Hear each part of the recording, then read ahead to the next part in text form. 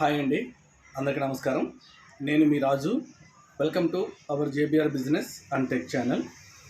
Friends, ముందుగా జెడ్పే ఫ్యామిలీలో ఉన్న ప్రతి ఒక్క సభ్యునికి పేరు పేరున నా హృదయపూర్వక నమస్కారాలండి. మీ అందరికీ తెలుసు, మనకి ఒక ముఖ్యమైన సమాచారం అయితే రావటం జరిగింది. సో సంస్థ వాళ్ళు యాడ్ ఫండ్కి సంబంధించి ఒక ముఖ్యమైన నిర్ణయాన్ని వాళ్ళు తీసుకోవటం జరిగింది.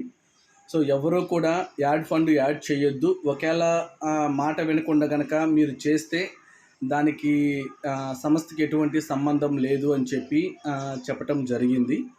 సో దీనికి ముఖ్య కారణం ఏంటి అంటే, ఏదైతే మనము జెడ్పేలో యాడ్ ఫండ్ ప్రాసెస్ ఉందో ఆ ప్రాసెస్ని చాలా వరకు పాపము తెలియని వాళ్ళు సో దాన్ని ప్రాపర్గా అవలంబించకపోవటం వల్ల వచ్చిన ఈ సమస్య అన్నమాట.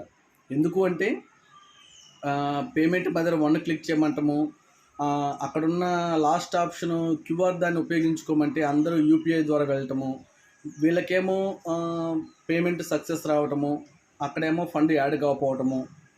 సో ఇట్లా చాలా కన్ఫ్యూజన్స్ మధ్య సంస్థ వాళ్ళు అయితే ఈ అప్డేట్ అయితే తీసుకురావడం జరిగింది.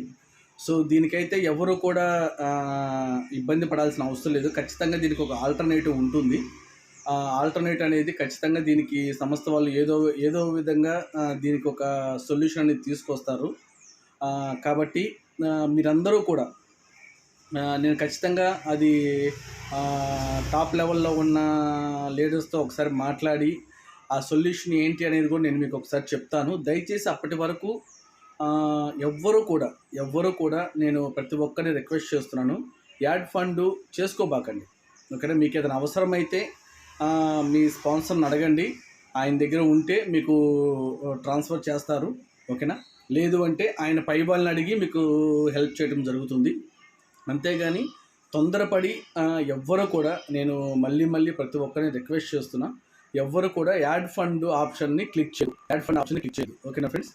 దయచేసి ఈ విషయాన్ని ప్రతి ఒక్కరూ గుర్తుపెట్టుకొని ఎవ్వరు కూడా దీన్ని క్లిక్ చేయొద్దు, దీని ద్వారా చేయొద్దు.